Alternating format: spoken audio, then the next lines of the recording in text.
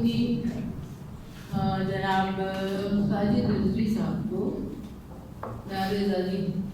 साजिद रिजवी साहब को जो अमेरिका में हैं और आजकल पाकिस्तान में तशरीफ लाए हैं और अपने ख्यालात का इज़हार करेंगे। नहमदुहु व नसल्ली अला रसूलिल करीम, अम्मा बाद, औज़ु बिल्लाहि मिनश शैतानिर रजीम, बिस्मिल्लाहिर रहमानिर रहीम। सदर ग्रामी, आपकी इजाज़त से तमाम हज़रात ग्रामी जो शहर-ए-शीख का तशरीफ़ फरमा है, उनकी इजाज़त से और आप सबकी इजाज़त से सबसे पहले ये अर्ज़ करना है कि जितने मुक़र्रिरीन यहाँ पर तशरीफ़ लाए, उन्होंने अपने ख़यालात का इज़हार किया रियाज़ नदीम के लिए, मैं उन सब की तारीफ़ करता हूँ। उन सब ने मुझसे बेहतर कहा और यकीनन इतने डॉक्टर्स यहाँ तशरीफ़ रखते हैं, PhD इल्म की सबसे ऊँची मीनार, उनके ज़ेरे साया में हूँ, लेकिन एक जाहिल महज़ नज़र आता हूँ और वाक़ईतन अपने आप में यही समझता हूँ कि इतने साहिबान इल्म के दरमियान, लेकिन ये शरफ़ मुझे हासिल हुआ आज की इस तकरीब से कि मैंने सीखने की कोशिश भी की कि हर्फ किस तरह अपनी ज़ुबान को इस्तेमाल करता है, हर्फ किस तरह लफ्ज़ कुशाई कर सकता है, ये मैंने आज सीखा। ज़ाहिर मोहतरम, एक शेर अपने ही शेर से, और चूँकि उसको दलील बना तो देखिए अर्ज़ कर रहा हूँ, वरना कुछ अच्छा नहीं लगता कि लिखेगा नात क्या कोई नाते खुदा के बाद, लिखेगा नात क्या कोई नाते खुदा के बाद, क्या इब्तिदा हुई है कभी इंतहा के बाद। हज़रात ग्रामी, सबसे पहला नात को खुद खुदा है और आप देखिए कि अगर कुरान हकीम पर हम नज़र डालते हैं, यकीनन हम सब की निगाह में रहता है कुरान हकीम, तो हम देखते हैं कि तमाम वो नातें जो हम कोशिश करते हैं, सही करते हैं जिसके लिए, वो उस कलाम के शायर निशान भी नहीं कि जाए कि साहिब जाए के मौसम के लिए हम कुछ गुजारिश कर सकें। मुझे अर्ज़ ये करना है कि नात खुद कहा गया कि नात एक ऐसी रविश है कि जो तलवार से ज़्यादा तेज़ धार रखती है। अगर कोई नात लिखता है तो उससे उसको गुजरना पड़ता है। उसका सबब यह है कि नात में अगर गुलू हो तो यकीनन हम उलूहियत तक पहुँचते हैं, और अगर कहीं कमी रह जाए हमसे तो तनकीस का पहलू निकलता है। यकीनन ये गुरेज इख्तियार करना पड़ता है किसी भी नात नवीस को या नात निगार को, उसके लिए बहुत मोहतात होना पड़ता है। इसीलिए कहा गया कि हर्फ को मीज़ाने लब पर तोलना आया हमें, नात कहने के सबब सच बोलना आया। ये नात हमें सच बोलना सिखाती है। तमाम शायरी झूठी है। यकीनन आप देखते हैं उलू की पहले भी करते हैं, और जैसा कि सूरह शुरा में कहा गया कि ये अपनी धुन में रहते हैं शायरों के लिए, लेकिन नात के सबब, मनक़बत के सबब, सलाम के सबब, मर्सिये के सबब, मैं ये समझता हूँ कि जो उसमें जो सूरह शुरा में एक सूरत निकाली गई है कि सिर्फ इसकी वजह, जो इस्तिस्ना का एक पहलू निकलता है, वो सिर्फ इस शायरी की वजह से निकलता है। जब ये कहा गया कि ये शायरी वो है कि जो आपके लिए असबाब मुहैया करेगी बख्शिश के। हज़रात ग्रामी, ज़ाहिर है कि साहिब किताब जो आज यहाँ पे मौजूद है, इनसे मेरा एक ज़ाती ताल्लुक़ भी है, एक निस्बत खातिर है इनसे, और वो ये कि मैं जब यहाँ था पाकिस्तान में, तो वो करम करते थे मेरे पास, मेरे घर पर रौनक अफरोज़ हुआ करते थे। मैं बहुत कुछ उनसे सीखता था, और यकीनन मैं कुछ ज़ाती नौइयत की बातें ये जानता हूँ कि रियाज़ नदीम ने बहुत कम उम्री से अपने लहन का फ़ायदा उठाया। उन्होंने ऐसा माहौल पैदा किया कुदरती तौर पर कि वो खुद ज़हन और क़ुलूब से, अपने क़ल्ब से आमादा थे कि वो नात गुज़ार शायर बने। انہوں نے بہت بچپن سے جب ان کی تربیت ایسے ماحول میں ہوئی کہ جب وہ خوش لہانی سے نعت خوانی کرتے تھے تو یقیناً ایک ایسا مقام آیا کہ جب وہ خود بہت خوبصورت نعتیں لکھنے لگے۔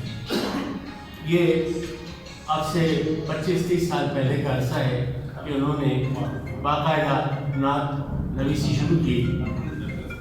پہلی کتاب میں میرے فلیٹ پر بھی میرا ایک مضمون بھی ہے اس کتاب میں، اور وہ تشریف لاتے تھے۔ میں نے ان کو دیکھا کہ وہ جس دل گزاری کے ساتھ نعت کہتے ہیں وہ یقیناً اس کا حق بھی ادا کرتے ہیں۔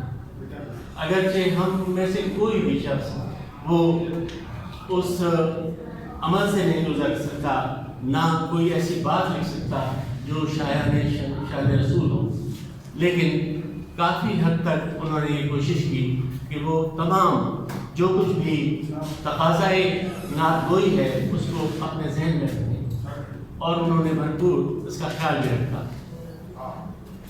سبی سے تعلق یقیناً ایک پسماندہ علاقے سے غالباً ان کا تعلق ہے اور یقیناً ہے، لیکن ان کی فکر میں چونکہ بالیغگی تھی، لہٰذا میں محسوس کرتا ہوں کہ انہوں نے جتنے میں نے دیکھا کہ ان کی کتاب میں دنیائے ادب کے، علم و ادب کے بلکہ انتہائی نامور شعراء اور انتہائی نامور شخصیات کا تبصرہ اس میں موجود ہے۔ اس سے پہلی کتاب میں بھی میں نے دیکھا، تو یہ سب کچھ اس وجہ سے انہیں میسر آیا کہ وہ خود بہت اچھے باادب شخصیت ہیں، خود ادب گزار رہتے ہیں، ہر وقت اپنے بزرگوں کا ادب کرتے ہیں، اپنے سینئرز کا ادب کرتے ہیں، اور آپ دیکھیں کہ میں نے ان کو بہت زیادہ ڈاؤن ٹو ارتھ پایا ہے۔ ان کو ہمیشہ میں نے یہ دیکھا ہے کہ اپنے تمام جتنے بھی سینئرز ہیں اور جتنے بزرگ حضرات ہیں ان کا وہ ادب کرتے ہیں۔ اسی سبب انہوں نے بہت کچھ حاصل کیا۔ ان کی بہت تیزی کے ساتھ 3-4 کتابیں اب تک آ چکی ہیں۔ یقیناً امید کی جا سکتی ہے، امکانات کے دربار ہیں، وہ آئندہ چند سالوں میں اس سے زیادہ اور زیادہ بلند تر مقام حاصل کر سکیں گے اپنی شاعری کے اپنے وجہ سے۔ سبی سے تعلق کی بات ایک محض کروں کہ 1855 میں ملا محمد حسین، وہ صاحب کلام یا صاحب دیوان شاعر ہیں جن کا پورا کلام، پورا دیوان نعت پر محیط ہے، اور انہوں نے اگرچہ وہ وہاں کا علاقہ جو تھا آپ جانتے ہیں کہ اردو اس طرح سے عام طور پہ نہیں بولی جاتی، لیکن 1855 تک انہوں نے ایک ضخیم مجموعہ ملا محمد حسین نے ترتیب دیا۔ اور انہوں نے جب یہ ترتیب دیا تو اس سے کچھ عرصے پہلے ایک عبد الفتح مفتوح تھے جنہوں نے فارسی میں شاعری کی، لیکن دکنی اردو میں انہوں نے نعتیں لکھی۔ بالکل اسی طرح اسی عہد میں جب وہ نعتیں لکھ رہے تھے اردو کی مفتوح، تو اسی دور میں فضل ٹھٹوی، یعنی ٹھٹے کے رہنے والے تھے، شاید سندھی تھے، زبان ان کی سندھی تھی، لیکن انہوں نے بھی دکنی اردو میں نعتیں لکھی۔ یہ 2 شعراء کرام ایسے شعراء کرام ہیں کہ جنہوں نے نعت گوئی کی اور باقاعدہ اردو میں نعت کی۔ اس کے بعد میں دیکھتا ہوں کہ ایک طویل دورانیہ ہے کہ جس میں نعتیں آئیں، بلکہ کوئٹے میں وہ میرے ساتھ بھی شریک رہے۔ ہم نے ردیف کی نعتوں میں حصہ لیا، کہ نعت گوئی میں حصہ لیا، بہت سی محافل کوئٹے میں اور دوسرے علاقوں میں بھی وہ میرے ساتھ تھے۔ یہ سب کچھ ہوا، لیکن کوئی ایسا ضخیم مجموعہ اس علاقے سے میرے سامنے موجود نہیں، شاید ہو لیکن میں اس سے واقف نہیں۔ اس لیے میں سمجھتا ہوں کہ ریاض ندیم صاحب وہ صاحب کمال شاعر ہیں کہ جن سے یہ توقع کی جا سکتی ہے کہ وہ آئندہ چند سالوں میں اردو ادب کو اچھی اور بہتر شاعری مہیا فرمائیں گے۔ عزیزان محترم، بہت کچھ کہا جا سکتا ہے لیکن وقت قلیل ہے۔ میں سمجھتا ہوں کہ وہ تمام باتیں جیسے میں نے عرض کیا تھا اس سے پہلے ہو چکی ہیں۔ میرے بعد آنے والے علم و ادب کی انتہائی مقتدر شخصیات یہاں موجود ہیں یقیناً وہ اس سے بہتر بات آپ تک پہنچا سکیں گے۔ ندیم کے کچھ شعر عرض کر دوں، لکھے ہیں میں ان کی نعت لکھوں اور سناؤں ندیم، میں ان کی نعت لکھوں اور سناؤں ندیم، یہی وسیلہ بخشش ہے زندگی کے لیے، یہی وسیلہ بخشش ہے زندگی کے لیے۔ اور انہوں نے اس مصرے کو مکمل ضابطۂ حیات بھی بنایا ہے۔ خدا کے بعد نہیں تجھ سا دوسرا کوئی، خدا کے بعد تیرا احترام کرتے ہیں۔ میں بازار نبی میں اپنی ہستی بیچ آیا ہوں، منافع ہی منافع ہے، خسارہ ہو نہیں سکتا۔ میں بازار نبی میں اپنی ہستی بیچ آیا ہوں، منافع ہی منافع ہے، خسارہ ہو نہیں سکتا۔ ہمارے اردو کے بہت بڑے شاعر، بہت سے شاعروں نے معراج پر خوبصورت شاعری کی۔ 4 مصرے ایک قطعے کی صورت میں مجھے یاد آتے ہیں، لیکن اس سے موازنہ کروں گا میں کہ دیکھیے کہ ملا تھا ایک محب محبوب جاں سے، ملا تھا ایک محب محبوب جاں سے، خرید پردہ اٹھا تھا درمیان سے، ہے اب تک یاد معراج محبت، زمین اونچی ہوئی تھی آسمان سے۔ جب یہ 4 مصرے آپ ذہن میں رکھیے اور اب ان کا شعر دیکھیے گا، یہ چاروں مصرے ایک جگہ جمع ہوتے ہوئے نظر آتے ہیں اپنی پختگی کے ساتھ اور مستحکم مضمون کے ساتھ کہ معراج ہوئی جب سے شہ کون و مکان کو، انسان کو ایک منزل رفعت نظر آئی۔ معراج ہوئی جب سے شہ کون و مکان کو، انسان کو ایک منزل رفعت نظر آئی۔ حضرات گرامی، ایسے بہت سے اشعار آپ کو یقیناً ان کی کتاب میں ملیں گے۔